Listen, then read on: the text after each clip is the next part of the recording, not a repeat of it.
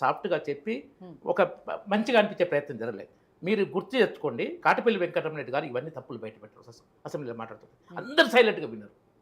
ఇది పద్ధతి కాదు, గవర్నమెంట్ ఇట్లా చేయకూడదు, ప్రతిపక్షం ఇట్లా చేయకూడదు, ఇవన్నీ చెప్పారు. గత 10-15 నెలలుగా ఈ అసెంబ్లీ నడిచే విధానంలో ప్రభుత్వం బాధ్యతాయుతంగా లేదు, ప్రతిపక్షం కూడా బాధ్యతాయుతంగా లేదు. ఇది మంచిది కాదు, రాష్ట్రానికి మంచిది కాదు. కాబట్టి ఎవరి బాధ్యత వాళ్ళు ఎంచుకొని చెప్పండి సార్. ఏం అంటే ప్రభుత్వం ఈ ప్రజా సమస్యని ముందు పెడితే ప్రతిపక్షం ఆ సమస్యని కాకుండా ఏం చేసిందో చెప్పండి. అదే ఇప్పుడు స్పీకర్ గారు మీరు సభా సాంప్రదాయాలను గౌరవించడం లేదు.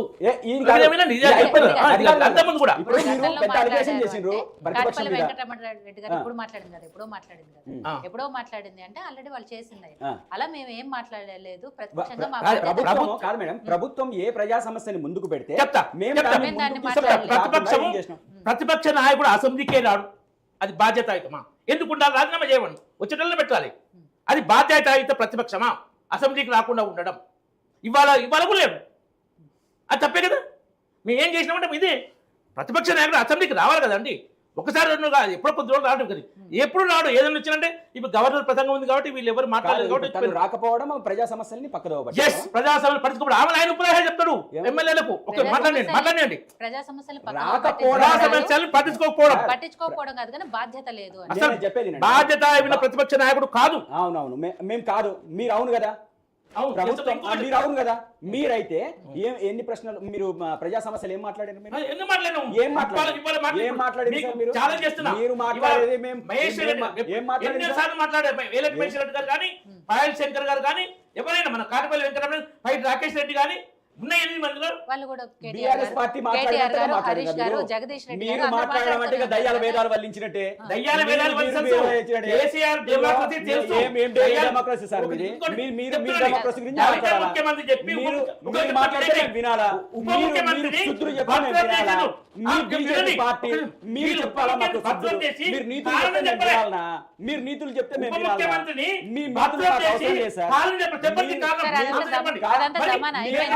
బీజేపీకి కనీసం ఈ రాష్ట్రంలో జరుగుతున్న సమస్యల మీద చిత్తశుద్ధి ఉండి ఒక్క ప్రజా సమస్య మీద ఒక ఉద్యమం చేసిన సందర్భం ఉందా? ఈ రోజు మీరు లగచర్ల ఇష్యూ పట్టించుకున్నారా?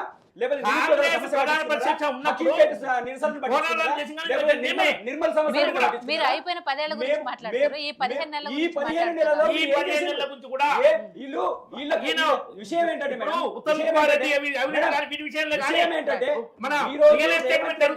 కాళ్ళు కాంగ్రెస్ లో ఉన్నాయి, బుర్ర బీజేపీలో ఉంది కాబట్టి కాంగ్రెస్ పార్టీకి ఏమనకుండా ఈగ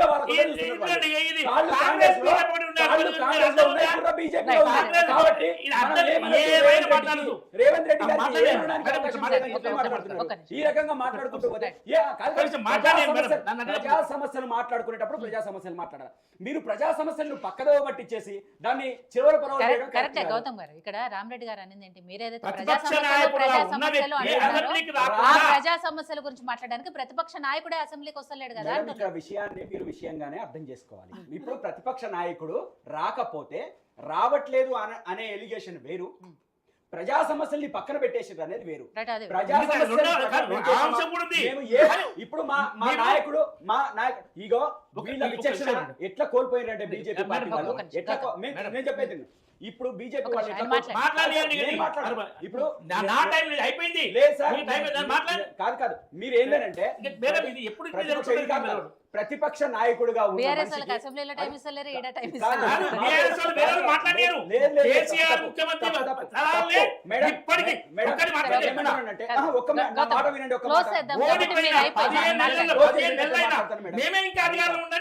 అక్కడ అసెంబ్లీలో కాదు టీవీ ఛానల్ కూడా ఫీల్ అవుతుంది. మేమేమంటున్నాం టీవీ ఛానల్ కూడా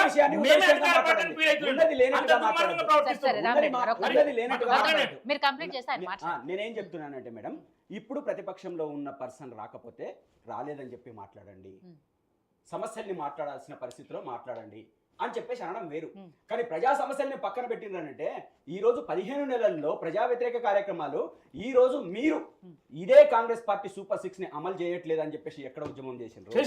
ఏం చేసాం? ఏం చేసిండ్రు? ఎక్కడ క్వశ్చన్ చేసిండ్రు? కాదు, ఎక్కడ మండలాల వారికి కూడా చేసినాం ధర్నాలు, మీ మండలం నాకు తెలియంది, మా రైతు కార్యక్రమం బంధు మీకు తెలియంది. వీటి ఇవ్వట్లేదని మేము అసెంబ్లీ 500 బోనస్ ఇవ్వట్లేదు ఏం చేసినాం? అసెంబ్లీ సాక్షిగా చేసారా లేదా? ఈ అసెంబ్లీలో నెంబర్ అసెంబ్లీ పెట్టుకొని సాక్షిగా అసెంబ్లీలో లొల్లి ఏ చేసి కార్యక్రమాలు ఎవరేం చేస్తున్నారని జంగయ్య గారు ఒక్క నిమిషం చెప్తారా? మాట్లాడండి. మీరు కంప్లీట్ చేయండి. ఒక్క మాట మాట్లాడండి. మాట్లాడడానికి గౌతమ్, మేడం, కాదు కాదు అసలు నాది కంప్లీట్ కాకుండా ముందే మళ్ళీ తనని మీరు నాకు ఇచ్చింది మేడం, నాకు చెప్పింది మీరు కంప్లీట్ అయిపోయిన తర్వాతనే ఆయన స్టార్ట్ నేను చేయండి. మాట్లాడుతున్న మధ్యలో వచ్చురు, ఆయన ఫైనల్ గా నేను మాట్లాడిస్తుంటేనే మీరు మధ్యలో మాట్లాడారు. వచ్చురు. సరే సరే మాట్లాడు. చెప్పండి రామరెడ్డి గారు. ఇక్కడ ఏంటంటే నేను అది చెప్తుంటే ఏది అధికార పార్టీకి కూడా సభ నడిపే విధానంలో ఈ అనవసర విషయాలు తీసుకొచ్చి అది బాధ్యతాయుత అధికార పార్టీగా అది చేయట్లేదు. ప్రతిపక్ష పార్టీకి కూడా బాధ్యతాయుత ప్రతిపక్షంగా ఇది చేయకపోవడం వల్ల అనవసర విషయాలతో ప్రజా సమస్యలు చర్చకు రావట్లేదు.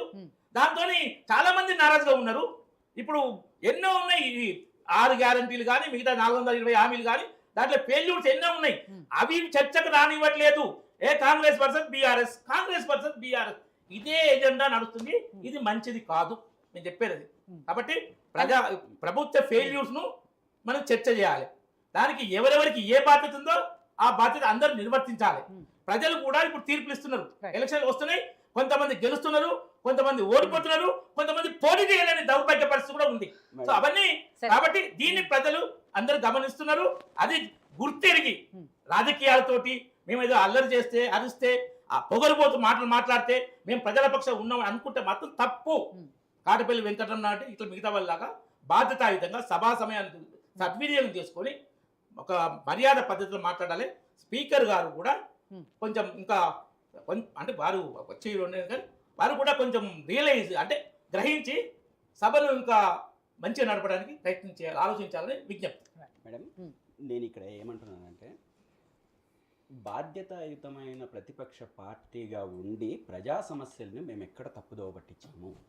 మేము ప్రతి అసెంబ్లీలో ప్రజా సమస్యలను ప్రశ్నించడానికి, అదేవిధంగా ప్రభుత్వాన్ని అడగడానికి మా సంపూర్ణ సమయం వినియోగించినామా లేదా? మీరు అసెంబ్లీ రికార్డ్స్ తీయండి, అసెంబ్లీ రికార్డు తీసి మాట్లాడండి. మేము లగచర్ల ఇష్యూ కావచ్చు, లేకపోతే హైడ్రా ఇష్యూ కావచ్చు, లేదా మూసీ ఇష్యూ కావచ్చు, లేకపోతే 6 గ్యారంటీలు ఇచ్చిన దాంట్లో కావచ్చు, మా ప్రతి అసెంబ్లీలో ఇప్పుడు జరిగిన అసెంబ్లీ చర్చలలో మొత్తం మా క్వశ్చనింగ్ అంటే అదే ఉంది. అది కాకుండా వేరేది ఏమన్నా పర్సనల్ విషయాలు మాట్లాడినామా? మేము మాట్లాడలేదే. ఇంకా మీరు మాట్లాడినరు ఇంకా లిక్కర్ అని, ఇక మీరు మాట్లాడినరు ఇంకోటని. మేము ఎప్పుడు మాట్లాడలేదు, మేము మాట్లాడదలుచుకోలేదు. మీరు ప్రజా సమస్యలు మాట్లాడదలుచుకుంటే బీజేపీ వాళ్ళు ఖచ్చితంగా ఆ సమయాన్ని ఉపయోగించుకో. ప్రతిపక్షం మాట్లాడలేదు, మీరు తీసుకొని మాట్లాడాల్సింది. మరి ఎందుకు మాట్లాడలేదు? ఎందుకు క్వశ్చన్ చేయట్లేదు ప్రభుత్వానికి? ఎందుకు ప్రభుత్వానికి వ్యతిరేకంగా నిలబడట్లేదు? రెండు గెలిచినాం. ఓవర్ యాక్షన్ చేస్తేనే ప్రభుత్వంతో పోరాడినట్టు ప్రజలు తప్పని. ఓవర్ యాక్షన్ చేస్తే ఓవర్ యాక్షన్ చేయొద్దు, బాధ్యతాయుతంగా ప్రవర్తించాలి చెప్తున్నది. ఓవర్ యాక్షన్ చేయొద్దు. బాధ్యత లేనిది ఎవరికి, బాధ్యత ఉన్నది ఎవరికి మేడం? ఇక్కడ మీరు చెప్పండి. ఇప్పుడు 2 గెలిచినాం.